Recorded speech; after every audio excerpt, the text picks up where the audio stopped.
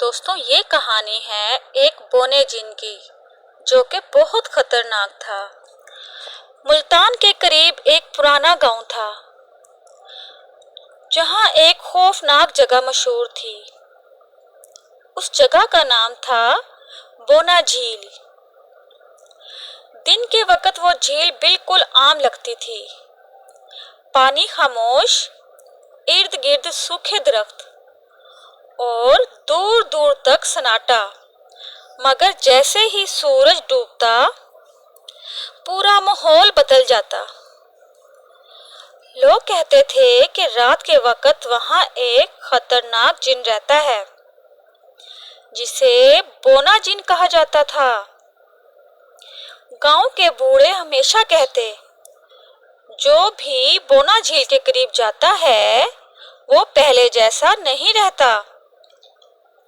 کہتے تھے کہ وہ جن انسانوں کو پکڑ کر آہستہ آہستہ چھوٹا بنا دیتا تھا،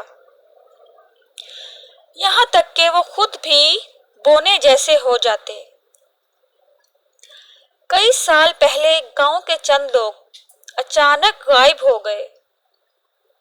کچھ دن بعد وہ واپس آئے تو ان کا قد بچوں جتنا چھوٹا ہو چکا تھا۔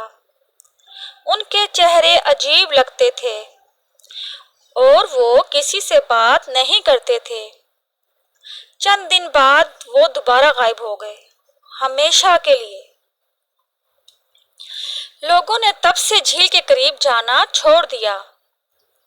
مگر ایک رات 4 دوست علی، حمزہ، فیضان اور دانیال نے فیصلہ کیا کہ وہ یہ سب جھوٹ ثابت کریں گے۔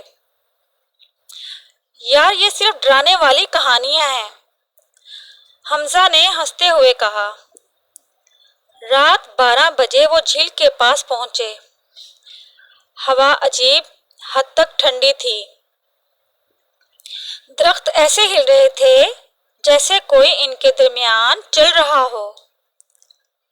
فیضان نے اچانک پانی کی طرف اشارہ کیا۔ وہ دیکھو، جھیل کے بیچ میں ایک چھوٹا سا سایہ کھڑا تھا۔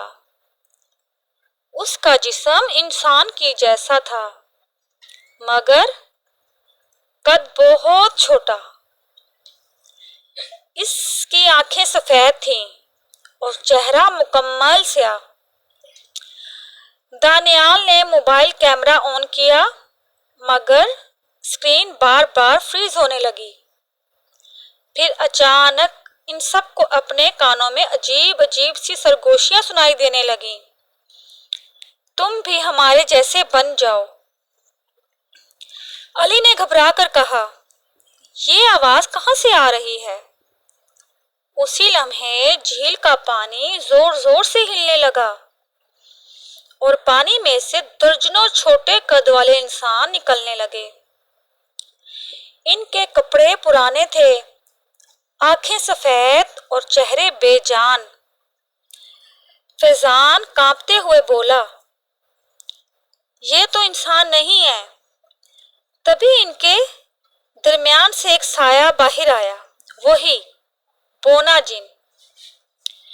اس کی آواز بہت بھاری تھی۔ جو یہاں آتا ہے وہ ہمیشہ ہمارے ساتھ ہی رہتا ہے۔ اچانک حمزہ نے چیخ ماری۔ اس کے ہاتھ سکڑنے لگے تھے۔ چند سیکنڈ میں اس کا قد کم ہونے لگا۔ مجھے بچاؤ، میرے ساتھ کیا ہو رہا ہے؟ باقی دوست خوف سے پیچھے ہٹ گئے مگر اب ان کے جسم بھی بدلنے لگے تھے۔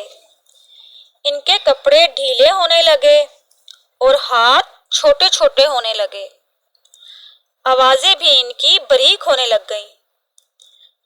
وہ آہستہ آہستہ بونے بنتے جا رہے تھے۔ دانیال روتے ہوئے بھاگنے لگا مگر جھیل کے کنارے سے دھند اٹھ کر اس کے گرد لپٹ گئی۔ دھند ختم ہوئی تو اس کا قد بھی آدھا رہ چکا تھا۔ اب چاروں دوست چھوٹے قد والے عجیب انسانوں جیسے لگ رہے تھے۔